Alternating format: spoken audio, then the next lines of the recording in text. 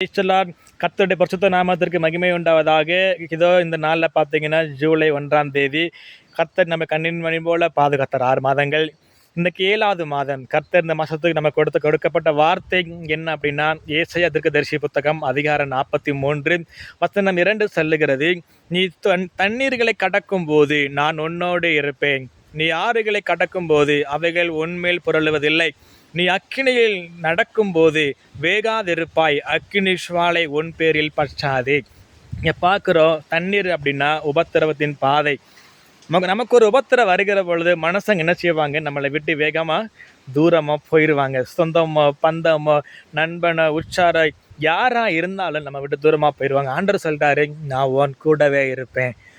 ஆறுகளை கடக்கும் பொழுது, ஆறுகள் அப்படி சொல்லும் பொழுது பார்த்தீங்கன்னா, அன்றைக்கு இஸ்ரேல் மக்களில் செங்கடலை கடக்க வச்ச ஆண்டவருக்கு ஆறுகள் ரொம்ப ரொம்ப ஒரு பெரிய விஷயம் இல்லை. ஆனால் ஆறுகள் இறங்கி நடந்து போக முடியாது. அப்படி அதை நடந்து போகும் பொழுது அவை நம்மேல் புரளுவதில்லை என்று ஆண்டவர் சொல்கிறார். ஏன்னா கர்த்தர் நம்மோட கூட இருக்கிறார். உபத்திரத்தின் பாதை கடக்கும் பொழுது அந்த ஆறுகள் நம்மை மூழ்கடிப்பதில்லை. எல்லாவற்றிற்கும் மேலே அக்கினியில் நடக்கும்போது வேகாதிருப்பாய். அது மாத்திரமல்ல பிரியமானவர்களே, இந்த அக்கினி ஜுவாலை உன் பேரில் பற்றாது என்று சொல்கிறார்.